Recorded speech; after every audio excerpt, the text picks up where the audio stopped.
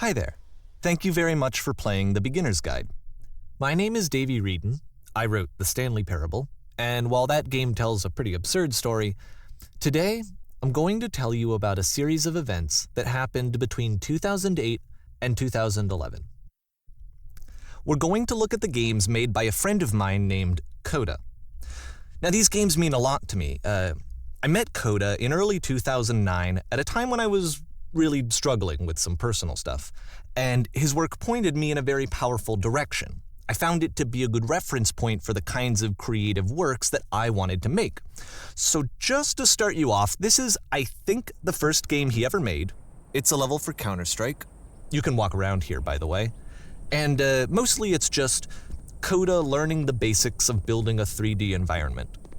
But what I like is that even though he starts from the simple aesthetic of a desert town, he then scatters these colorful abstract blobs and impossible floating crates around the level. And of course, it destroys the illusion that this actually is a desert town, and instead this level becomes a kind of calling card from its creator. It's like a reminder that this video game was constructed by a real person. And it kind of makes you wonder, what was going through his head as he was building this? This is what I like about all of Coda's games. I mean, not that they're all fascinating as games, but that they are all going to give us access to their creator. I want us to see past the games themselves. I want to get to know who this human being really is. And that's exactly what we're going to do here. So, it's 2008, Coda starts making these games, and he never releases any of them. He doesn't put them onto the internet, he just makes them and then immediately abandons them, and they sit on his computer forever. And I think he really understood this image of himself as a recluse. At one point, he jokingly renamed his computer's recycling bin to Important Games Folder. So, this was just how he worked. He tended to crank them out one after the other without even really pausing to try to understand what he had just made, until suddenly one day, he just stopped. In 2011, that was it. He made his last game, and then he hasn't made another one since. And that's why I've taken this opportunity to gather all of his work together, is because I find his games powerful and interesting, and I'd like this collection to reach him, to maybe encourage him to start creating again. And if the people like you who play this also happen to find his work interesting, then I'm sure it'll just send that much stronger of a message of encouragement to Coda. So thanks for joining me on this. If you have a particular interpretation that I haven't mentioned here, or if you just need to get in touch, you can email me at daveywreden@gmail.com. Okay, that's about it for introduction. Let's take a look at Coda's first proper game. As each game is loading, I'll show you the date that it was completed. This first one was made in November 2008.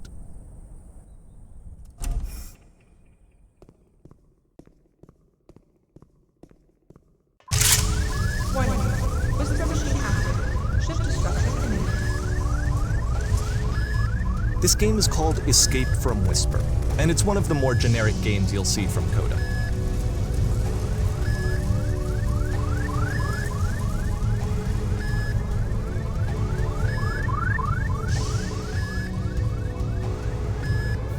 Security hull breached. Hostile alien life forms inbound. It kinda looks like this game was abandoned mid-development. For instance, you have this gun, which you'd think would indicate that there are supposed to be monsters or enemies somewhere, but then clearly there are no enemies anywhere. You can't even reload the gun when you run out of bullets. But ultimately we don't really know. Maybe Coda thought that actually it was complete the way that it is. And I think that we should talk about his games for what they are, rather than for what they're not. Enemy force neutralized. Begin ship evacuation. I love how you can see the bottom of the universe from this room.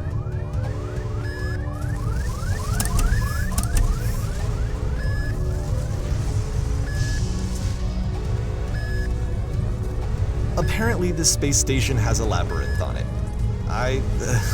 Sure, I don't know. There's really no reason for it that I've ever been able to discern, so in the interest of time, I'm just gonna skip you on past it.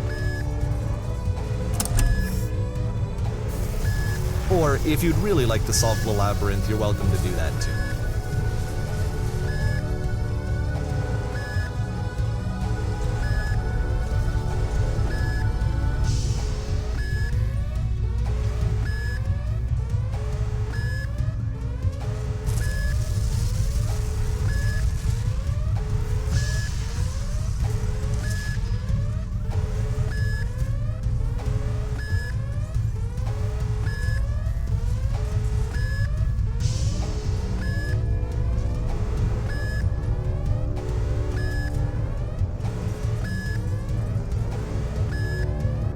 Okay, this is the part that's interesting. The game has this narrative about the whisper machine and how it has to be turned off, and then you get to the engine room. Hey, you there, in the engine room. You could save us all. That beam is powering the whisper machine. We could disrupt it by introducing a great enough heat signature. If your body could stop the beam. It's so much to ask, but for all of our lives, would you do it? Could you give yourself?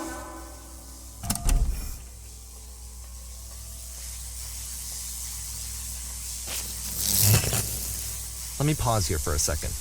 What you just experienced, stepping into the beam and then dying, is probably what Coda had initially intended when he was developing this level. But when he first compiles and plays it, something goes wrong. There's a bug somewhere, and this is what happens instead.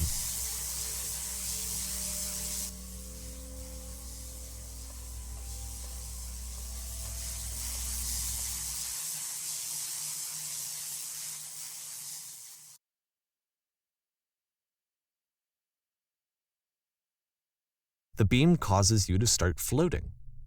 And this is an important moment for him.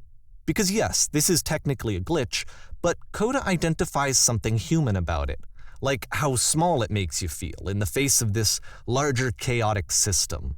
Or this floating could be the afterlife, a peaceful place, juxtaposed against all of the hysteria that you've just had to traverse.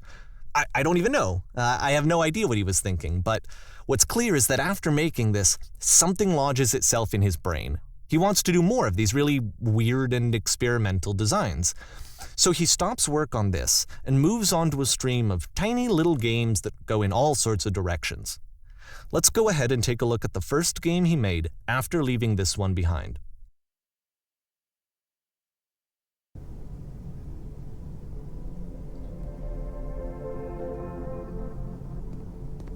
Yep, in this game you can only walk backwards.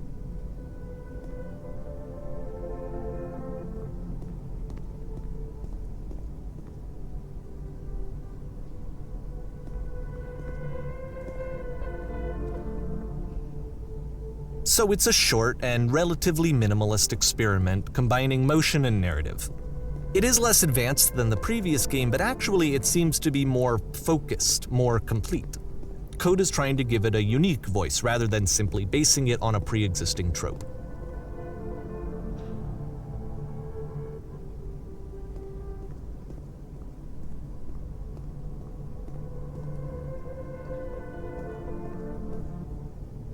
It's a short little thought, it says what it wants to say, and then it ends. Didn't need anything more than that. Which to me is why it works, because it gets out quick. Okay, next one.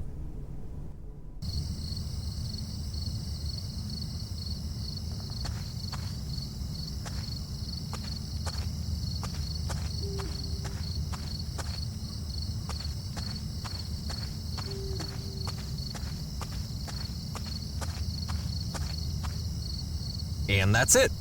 Okay, the meaning of this game won't be clear just yet. Please be patient with me for a few more games, and I promise you'll see what makes it interesting. Oftentimes, Coda would put bizarre titles like this one at the start of his games.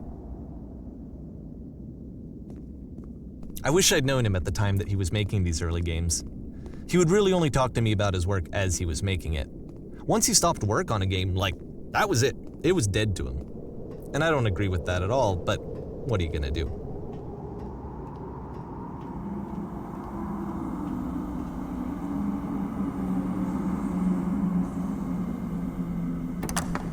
Once you've been slowed to an absolute crawl, the door at the top of the stairs opens. So why, if Coda's not showing these games to anyone, why bother opening the door at all?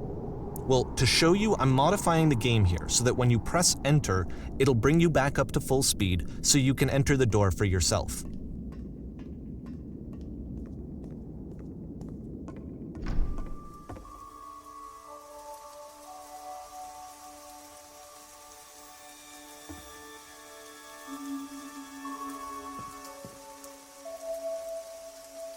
A room that's warm and nice and filled with little ideas for games.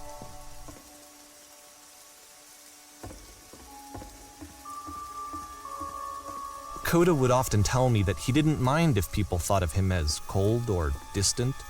He said that he knew that he was actually a vibrant and compassionate person, but that it takes time to really see that. It can be a very slow climb to get there.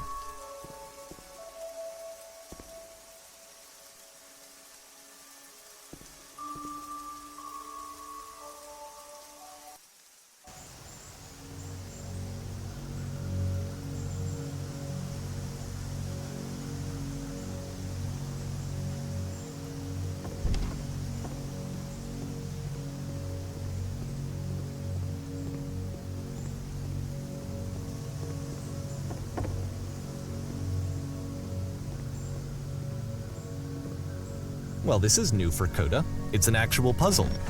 Go ahead and see if you can solve it.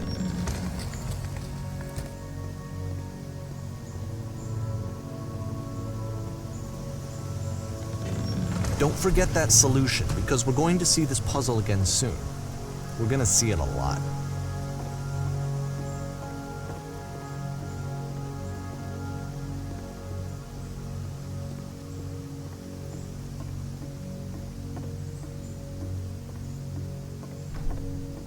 So that seems to be it, right? You walk down a corridor, you solve a puzzle, you get to the end.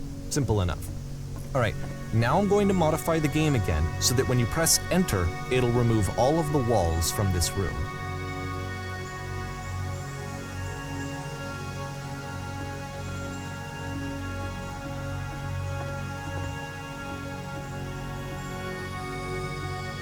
How about that? There was more to it than we had any way of knowing. I actually find it funny that this game comes after the Stairs game, since they essentially convey the opposite idea. So, in the Stairs game, a dull exterior concealed a rich interior, and then, in this level, a dull interior hides this fantastic outer world. Either way, I think that the point is the same, is that most of the time you don't get to know what you're missing, or even that you're missing anything. That's not your role as a player. So if your role here is not to understand, then what is it?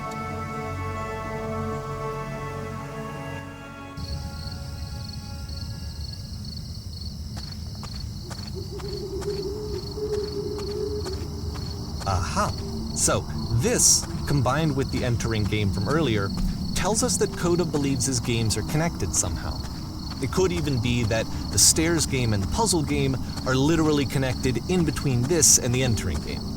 There's a bigger picture that all of his games are meant to play a role in, some larger meaning that we won't be able to grasp until we've seen all of them.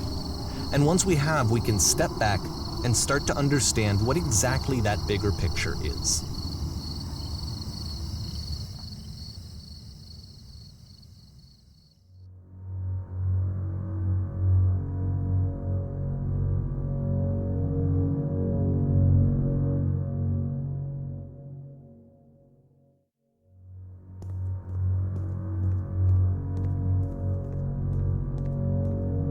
Let's talk about video game development for a second. Every video game runs on what's called an engine, which determines what the game can and cannot do. So in other words, the engine is a set of tools for game development. To make all of these games, Coda is using an engine called Source. Like all engines, Source has certain things that it does well, and it has certain things that it does poorly. One of the things that it does very well is boxy linear corridors. That's why so many of Coda's games are set in these large, flat, empty rooms, is just because he's working with what the engine does well. The tools available to the creator shape what kinds of creative work they're going to end up making. You might consider paying attention to the architecture in Coda's games to notice how they seem to stem from an engine that's very good at producing linear, boxy corridors.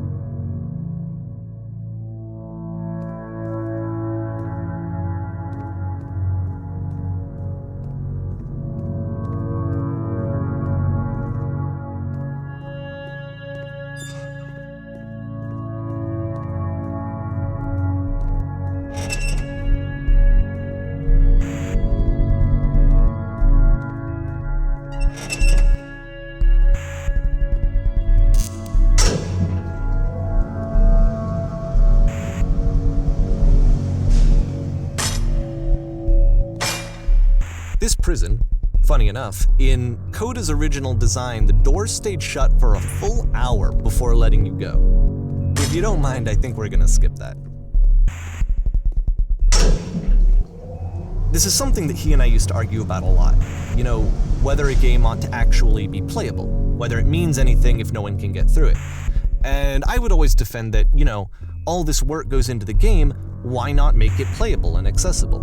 And so we just got into heated arguments over it, and there was one time that after one of these conversations, he went home, and a day or two later, he sent me a zip file entitled Playable Games that was full of hundreds of individual games, each of which was just an empty box that you walked around in and nothing else.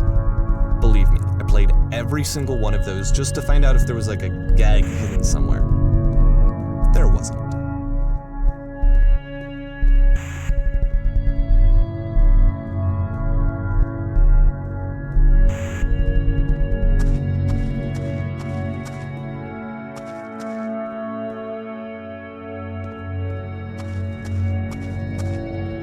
It's the puzzle again, with the exact same solution as the last time.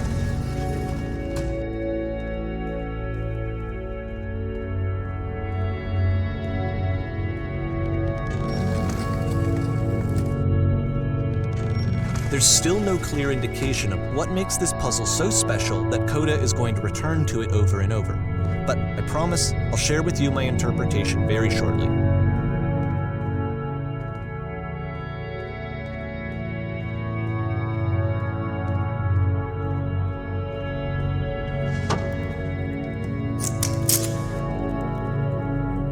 Here, Coda begins using a kind of dialogue system that he fashioned out of the engine's chat capabilities.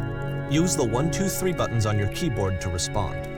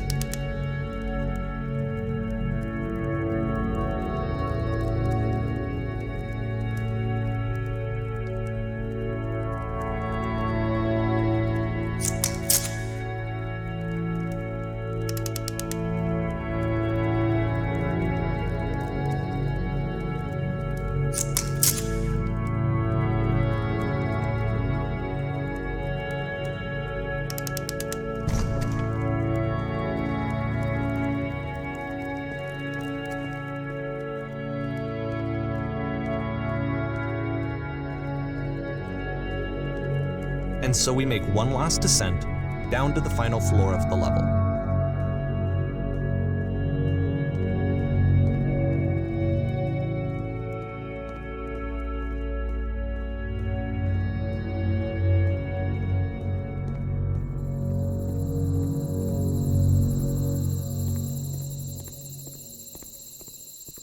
It's a lamppost. Okay, I can't tell you quite why, but for some reason, Coda fixates on this lamppost. It's going to appear at the end of every single one of his games from here on out. I'll tell you what I think. I think that up to this point, he's been making really strange and abstract games with no clear purpose, and maybe you can only float around in that headspace for so long. Because now he wants something to hold on to. He wants a reference point. He wants the work to be leading to something. He wants a destination, which is what this lamppost is. It's a destination. We're going to see it in the work as well. His games are just going to become a lot more cohesive, a lot more fully developed, with more of a clear idea behind them. And as we go, that idea will get clearer and clearer and clearer.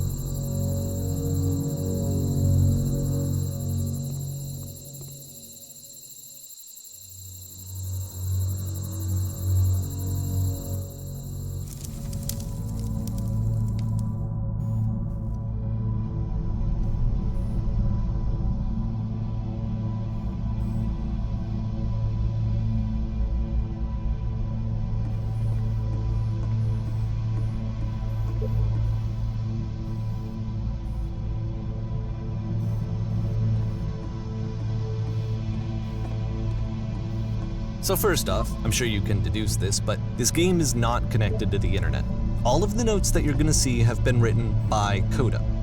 This was actually the first game of his that I ever played. This was shortly after I met him at a weekend game jam in Sacramento, where I grew up. I saw him working on this very level, and it was just so different from anything that anyone else was doing. So right away I was like, I have to be friends with this person.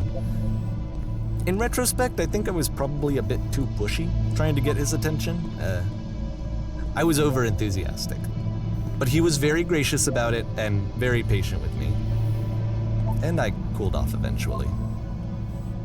Oh, feel free to skip over any of these notes if they're not doing anything for you. Nothing extra is going to happen if you read all of them. Either way, to me they convey a sense of loneliness.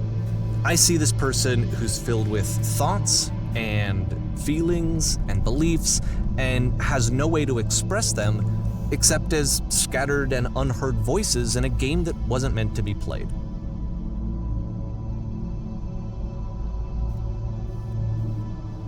But it's ironic, isn't it, that in playing this game and seeing how alone Coda often felt, that we get to know him better and actually kind of connect with him.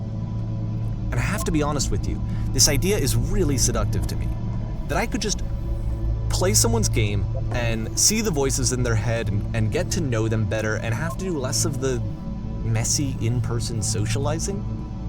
I could just get to know you through your work. I think this is why I always liked Coda's games so much, is because it felt like they let me have that connection. I felt as though he was inviting me personally into his world. And then I feel less lonely too.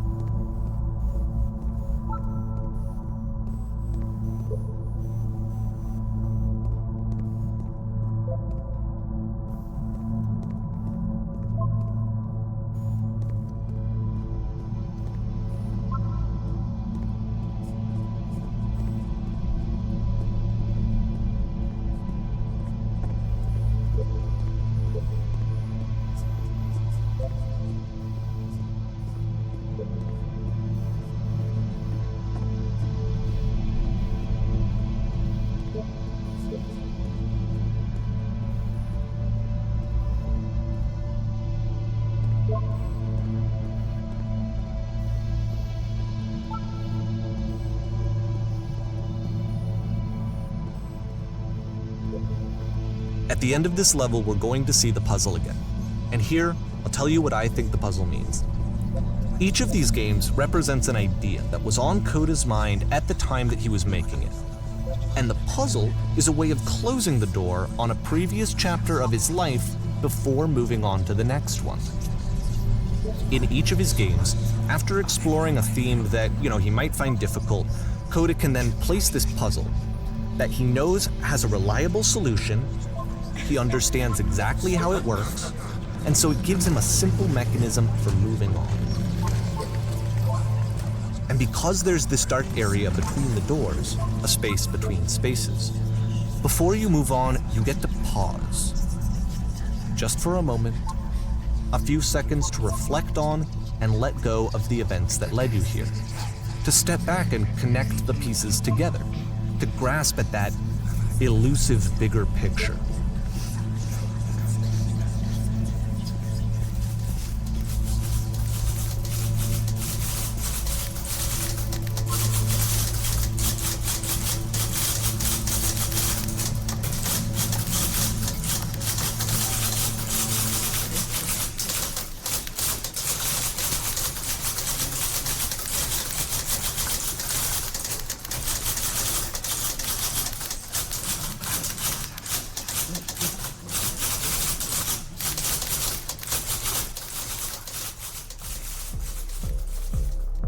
Okay, this one is tough. It's gonna kind of just spin its own wheels for a few minutes. Hang with it.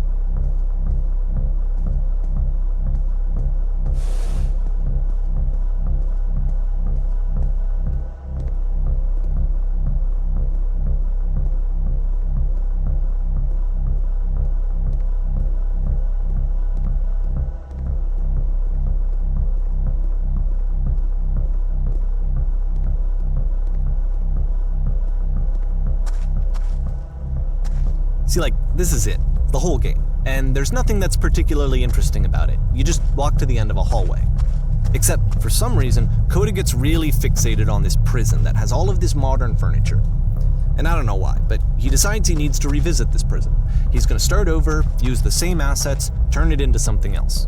Okay, cool, here's version 2.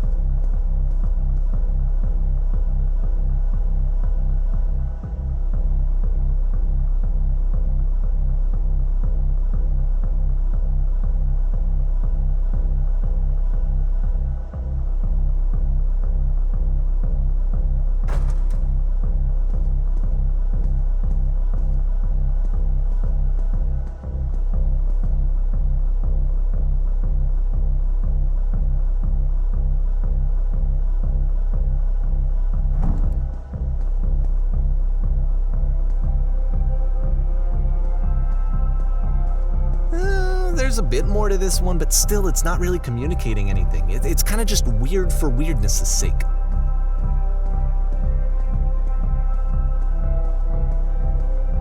So okay, he throws it out and starts over.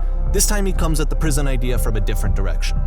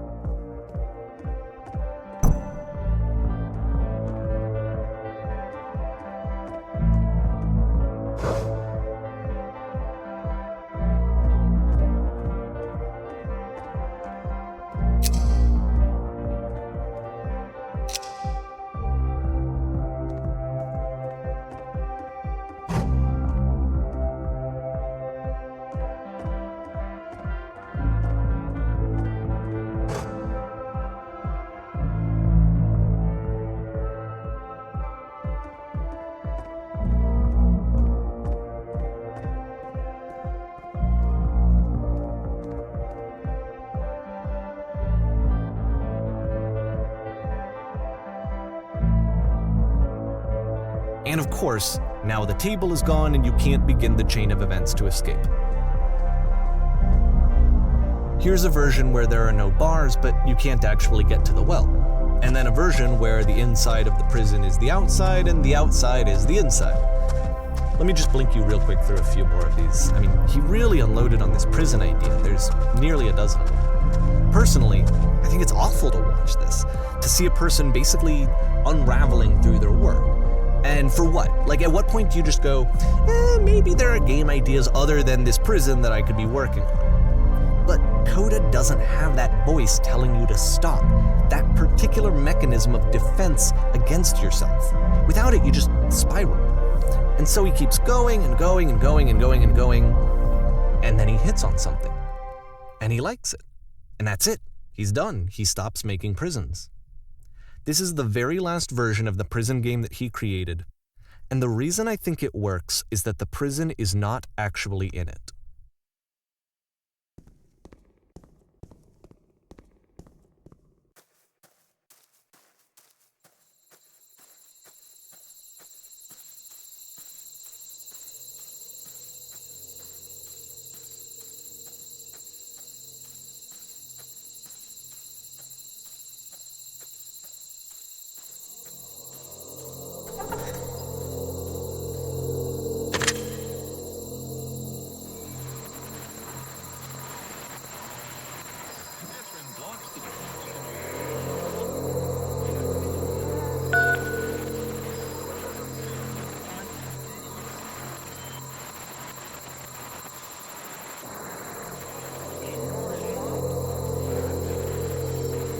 It's a conversation.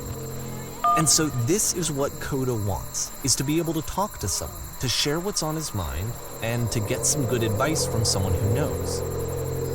But the irony is that even in this scenario, you're still talking to yourself. You know, all of these games so far are Coda talking to himself.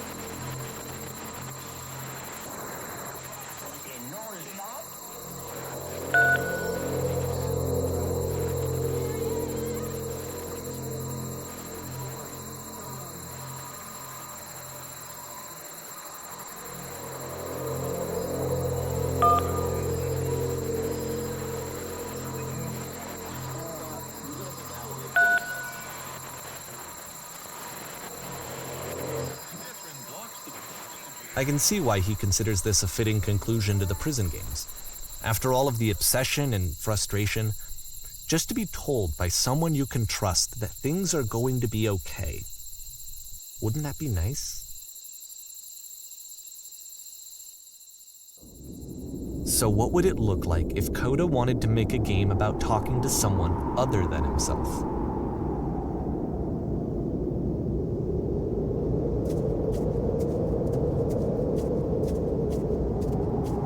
To me, this environment is meant to represent Coda's puzzle, with the two doors on either side and a dark transitional space between.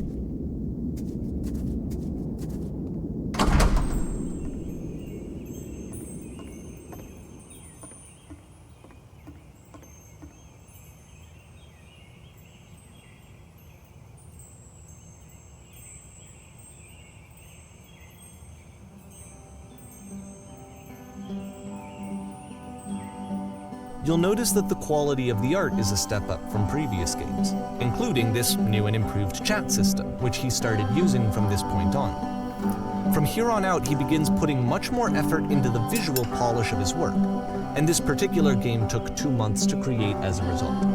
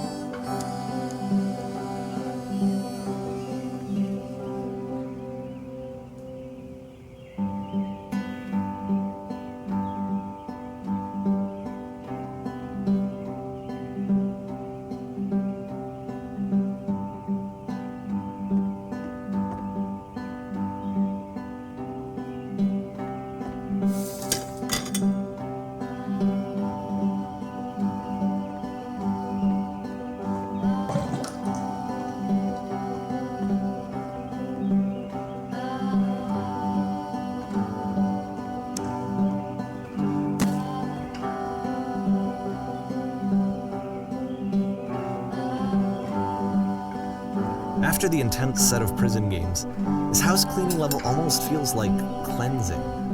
It's the moment after a particularly difficult or traumatic experience where you just need to let it sit and digest inside of you, and eventually cohere into something meaningful.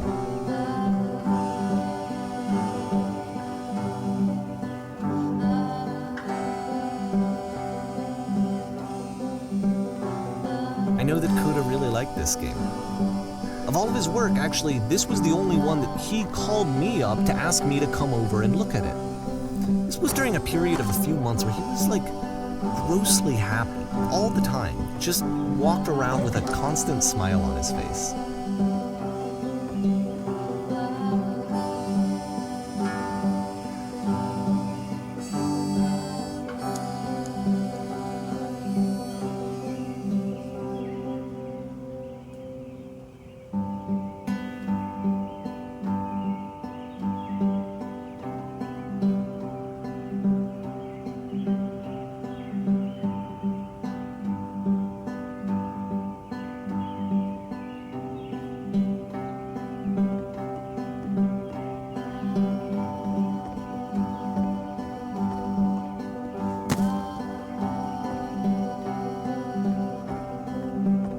I'm glad he made this. I'm glad he found some peace.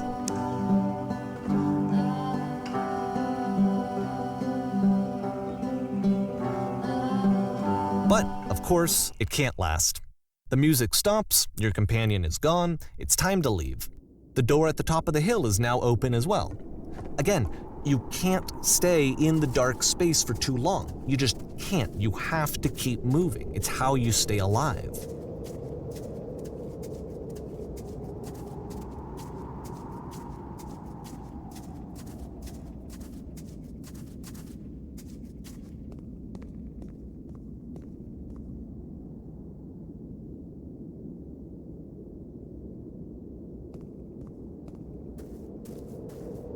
Which is the whole point of the puzzle doors, right? That sooner or later you have to pick up and move. I really thought that was the point of it.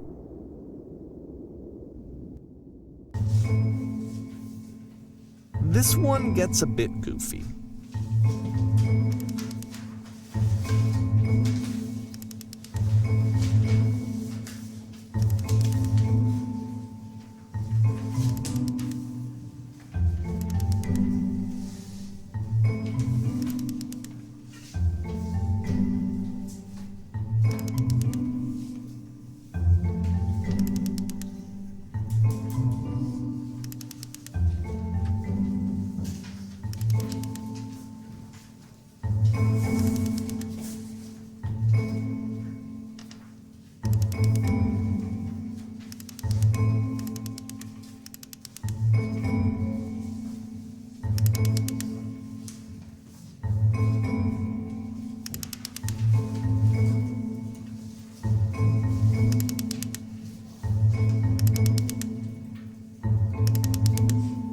About halfway through the game, the perspective shifts.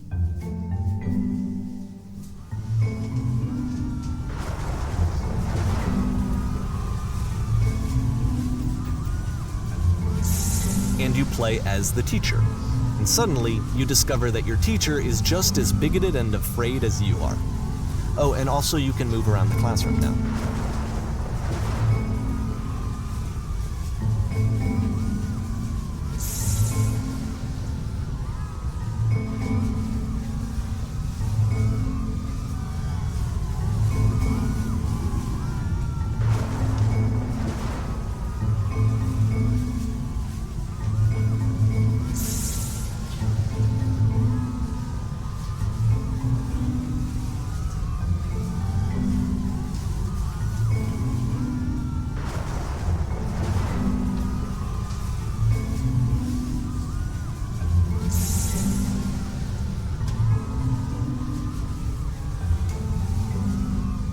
I fell pretty hard for this one. I feel like it's one of the most relatable experiences that you can have. To assume that some other person is perfect and totally fulfilled in every way, and completely miss all of the little flaws that make them painfully human. I think about this game a lot these days.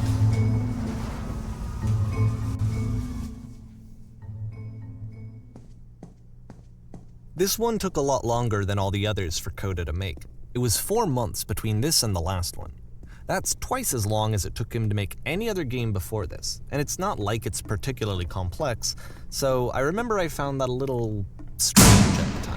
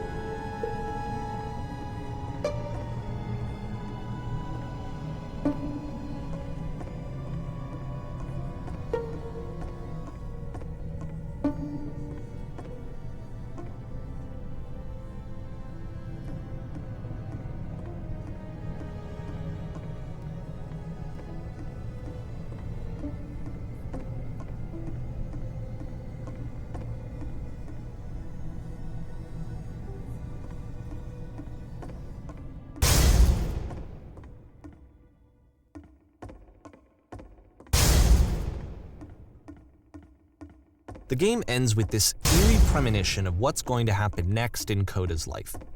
The solution to social anxiety, to fears of having to perform and having to chase success, the answer for Coda is to withdraw, to hide himself away. Which is what leads to scenarios like the stairs that slowed you down several games ago, where it just becomes harder and harder to access Coda's inner landscape because he keeps retreating. He just keeps backing away from possible connections to anyone other than himself. And to be honest, I didn't consider it very healthy when I first played this game. You know, it looked to me like he was trying to justify the idea of just disconnecting yourself from the world. And that wasn't what I wanted for him or for his games. Because I feel like a lot of his games are inviting me to connect with this person, to bring him closer. But what can you do? After this, Coda went off and took another 5 months to make a new game.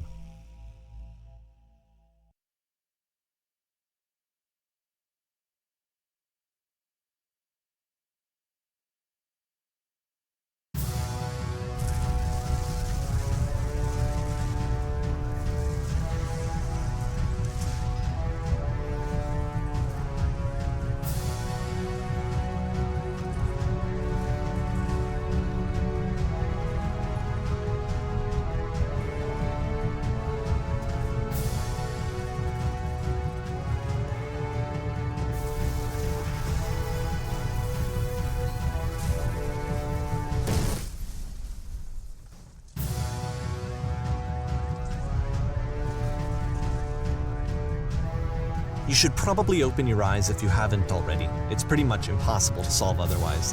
And there is a solution, by the way.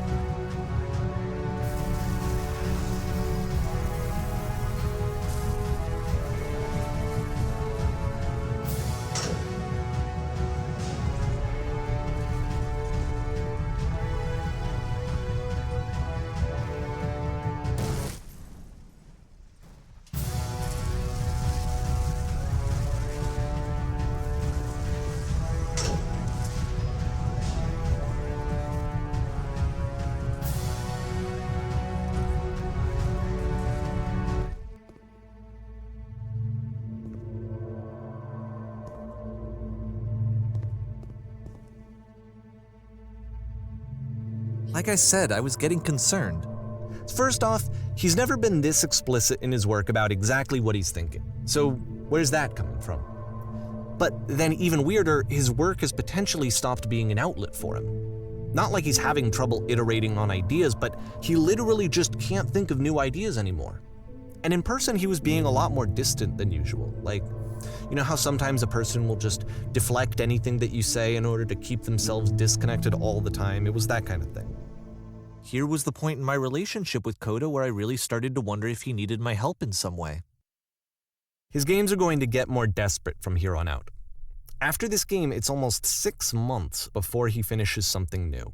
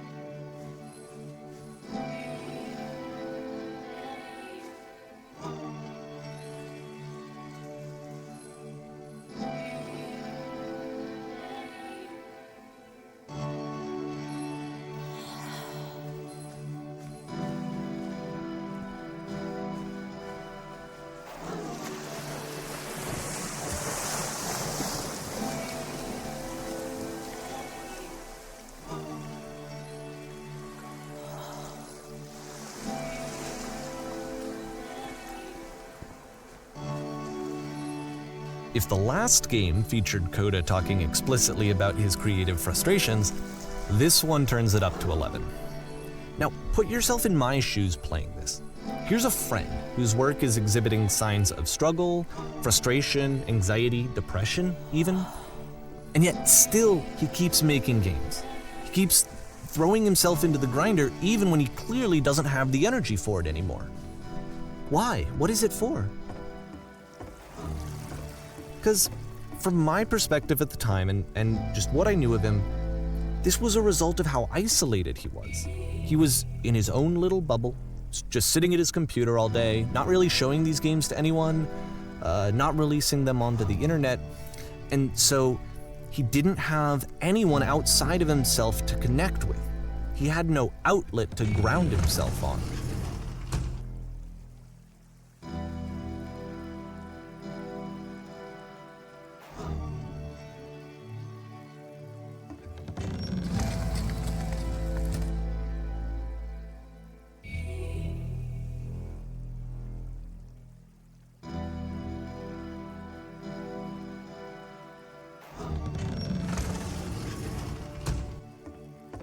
You can't talk yourself out of loneliness.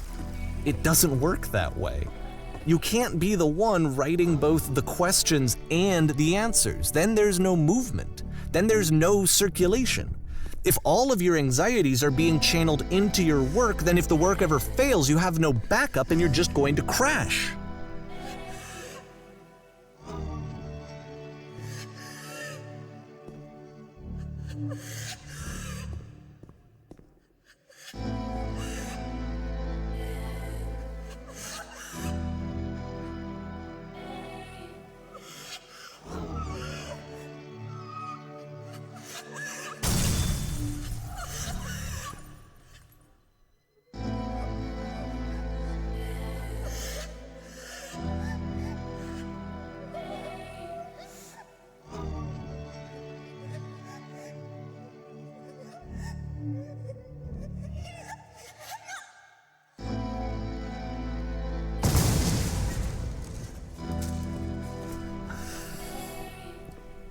Seeing this game at the time that he made it, it looked really unhealthy to me. I was watching him do this to himself, and I hated it. I hated seeing him so trapped. It's like, video games are not worth this amount of suffering. This is someone I really cared about, and I used to get so much joy out of seeing him create. For him to suddenly become angry and frustrated like this, it was the worst thing for me.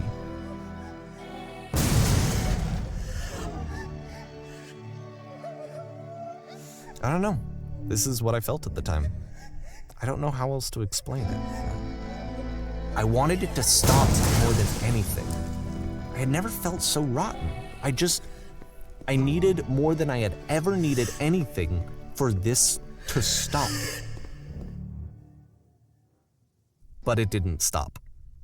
After finishing this one, Coda takes another 7 months and comes up with a new game.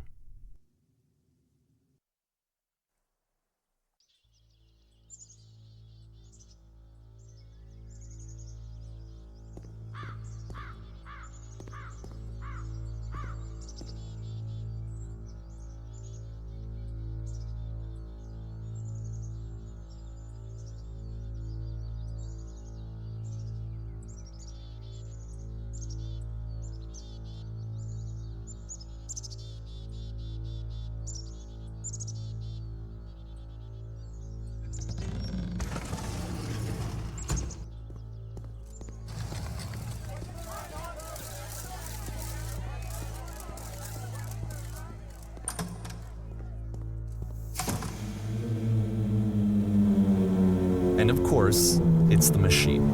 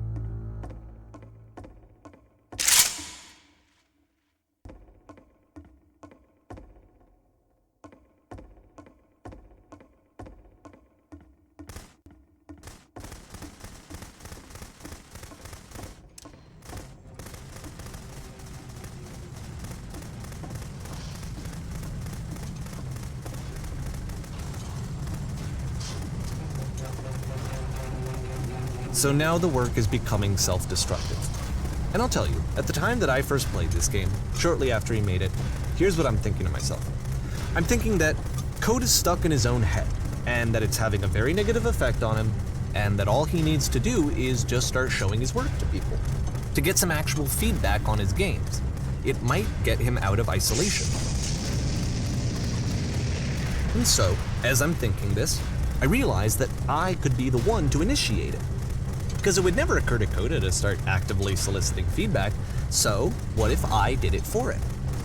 If he could see the difference it would make to have more actual conversations with other human beings, would that bring him out of his mental spiral? Would it give him confidence in himself? Would it bring meaning back into his work?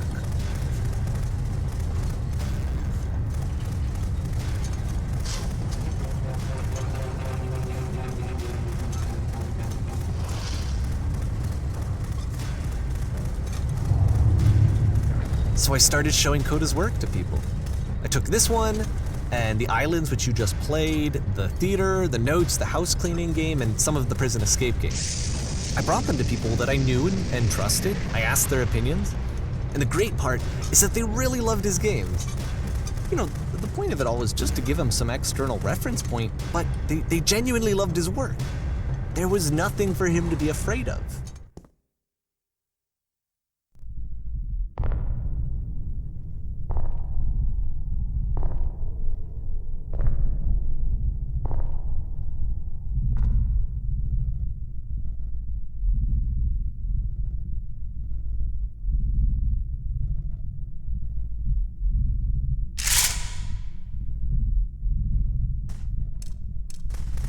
Can you see why I felt like this was the right thing to do? Because it's the thing that I always feel like I need, to be told that my work is good, that I am good. When someone really connects with a thing that I've made, when they see themselves purely in my work, there's nothing that feels better. And I got to give that very same feeling to my friend.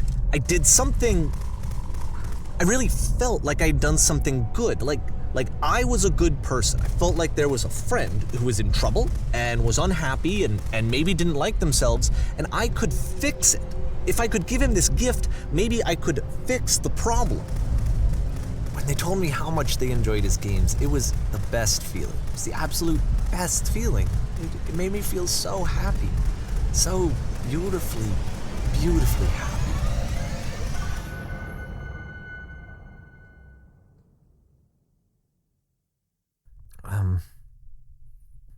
So anyway, Coda finishes this game, and then really he just kind of takes off for a while. So this is June of 2011, and I didn't hear anything from him for several weeks, I guess.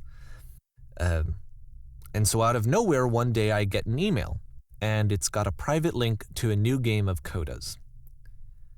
This one is called The Tower, and to my knowledge, it's the last game that Coda ever made.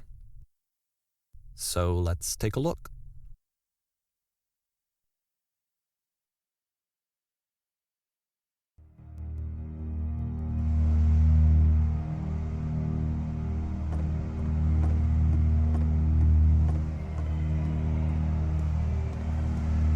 And this is where I have trouble saying anything meaningful about Coda's work.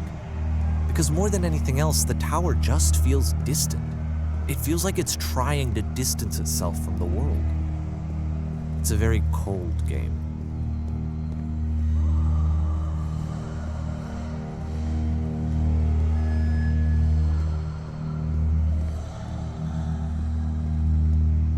This room actually has a maze in it. Except that all the walls of the maze are invisible.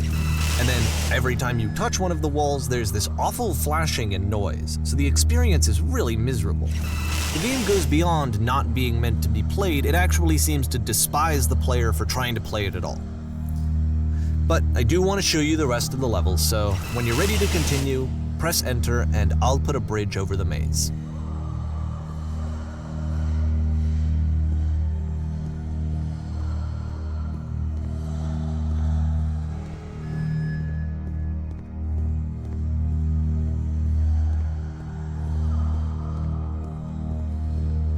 And to be fair, it's not like this is the first game that's needed some modification to be playable. Like the house cleaning game. You know, that one used to actually loop the cleaning chores and you just cleaned a house forever. I had to cut it off so that you could exit the house and the game would actually end.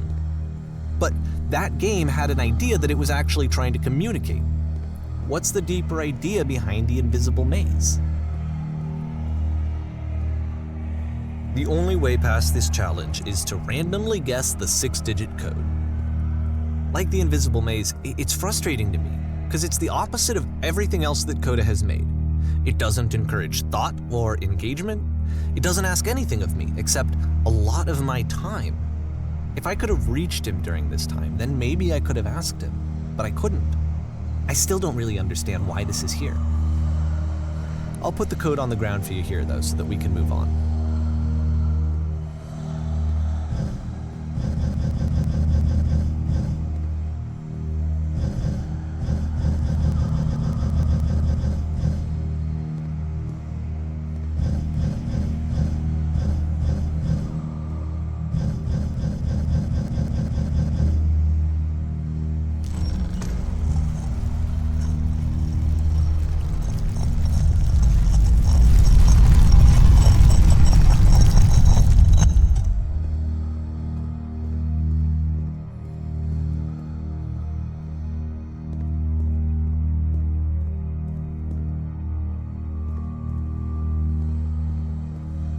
The switch to open this door is actually on the other side of the door, meaning that it's literally impossible to solve from this side.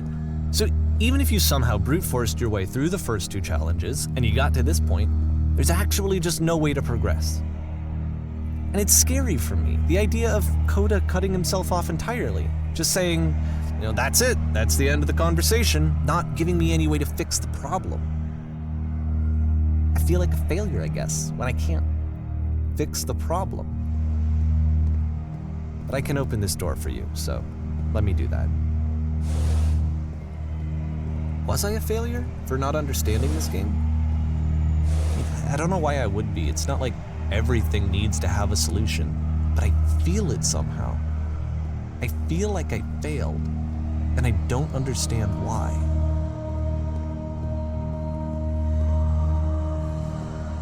I remember, it's June of 2011. I'm playing this for the very first time, and as I'm playing, I'm thinking to myself, I don't know this person. I have no idea who this person is.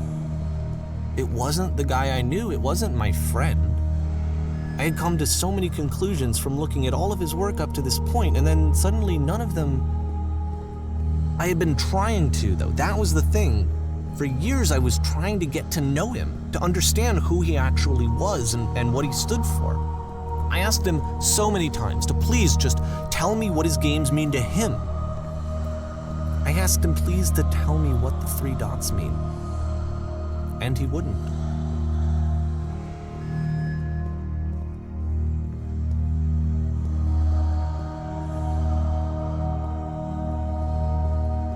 I just felt so strongly that if I could have connected with him, that if I could have somehow made his work my own, that I would finally be once and for all happy.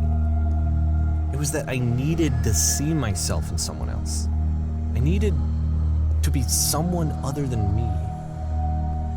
But he stopped and left, and it felt somehow like I had failed.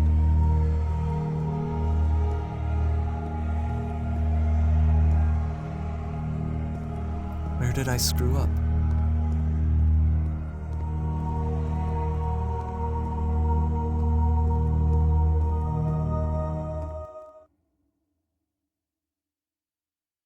I'm the reason that you stopped making games, aren't I? It's because of what I did. I poisoned it for you.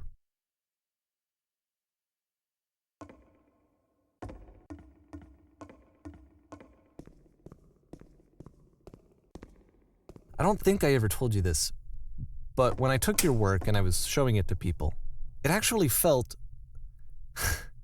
it felt as though I were responsible for something important and valuable.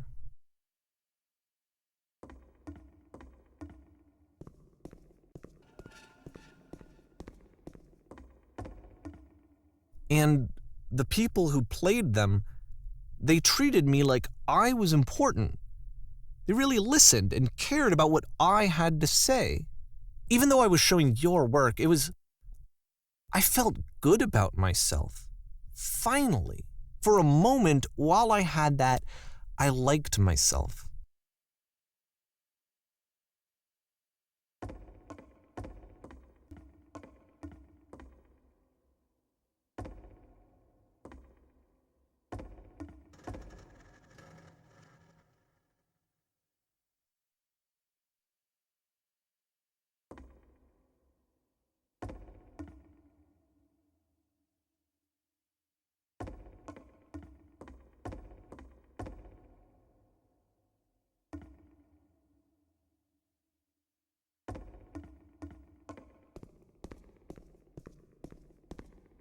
And then you stopped, and I didn't have anything left to show people. I just had to be with myself. And as soon as that happened, there was no feeling at all. Nothing. Less than nothing. What does that mean?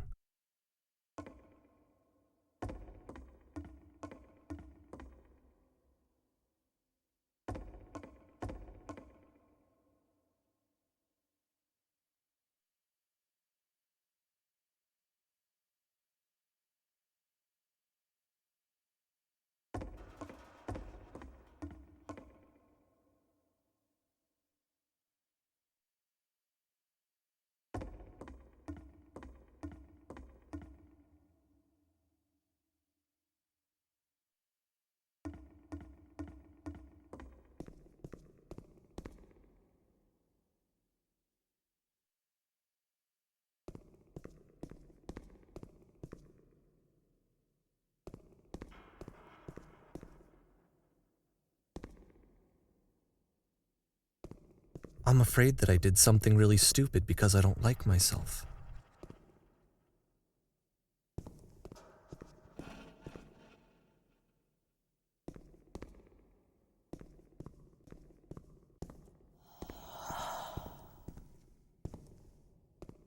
That's why I'm releasing this collection of your work, is because I haven't been able to find any other way to reach you. I've tried everything. And so a part of me has hope that if I put this compilation out into the world, and if I put my name on it, that maybe enough people will play it so that it'll find its way to you, so that I can tell you that I'm sorry. I know I screwed up. If I apologize to you truly and deeply, will you start making games again? Please, I need to feel okay with myself again. And I always felt okay as long as I had your work to see myself in. I mean, is something wrong with me? Because I know that I did an awful thing, and I'm doing it again right now. Like, I'm showing people your work, but I can't stop myself from doing it. That's how badly I need to feel something again, like I'm an addict. There has to be something wrong with me. Can I apologize? What if I tell you I was wrong? Will that work? Will that fix it? I don't know. I don't think it will, but there's nothing else that I can do. Just tell me what you want. I'm sorry. I'm sorry. Please, start making games again. Please help me. Please give me some of whatever it is that makes you complete. I want whatever that wholeness is that you just summoned out of nothing and you put into your work. You were complete in some way that I never was. And I want to know how to be a good person. I want to know how not to hate myself. Please. I'm fading, and all I want is to know that I'm going to be okay.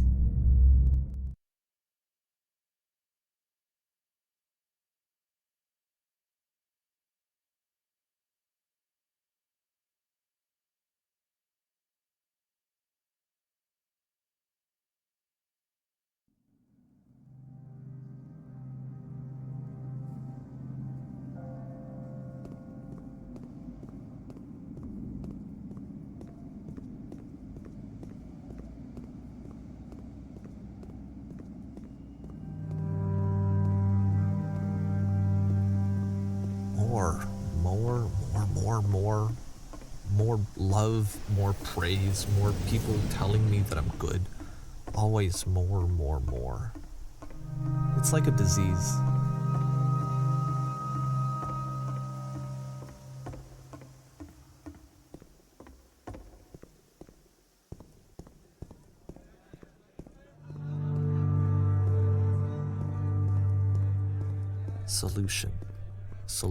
Solution.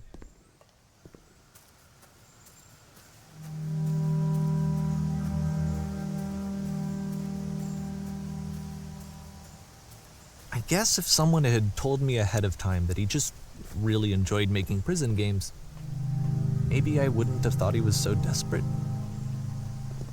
I wouldn't have told so many people that he was depressed. Maybe he just likes making prisons.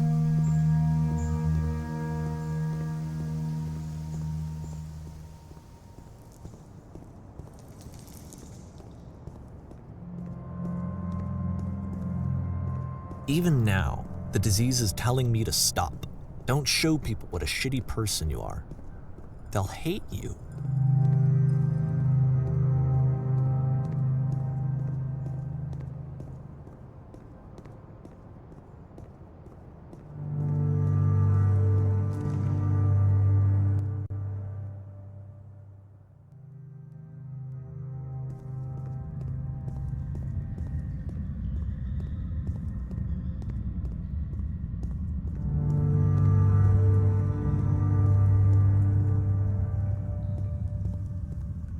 If I knew that my life depended on finding something to be driven by other than validation, what would that even be? It's strange, but the thought of not being driven by external validation is unthinkable. Like, I actually cannot conceive of what that would be like.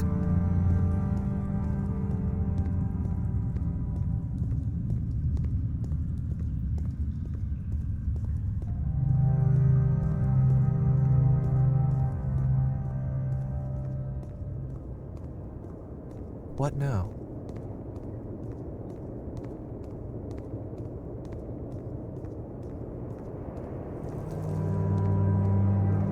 think I need to go. And I'm sorry, because I know that I said that I would be here and I would walk you through this, but I'm starting to feel like I have a lot of work to do. I have a lot that I need to make up for. So I'm just gonna... Okay.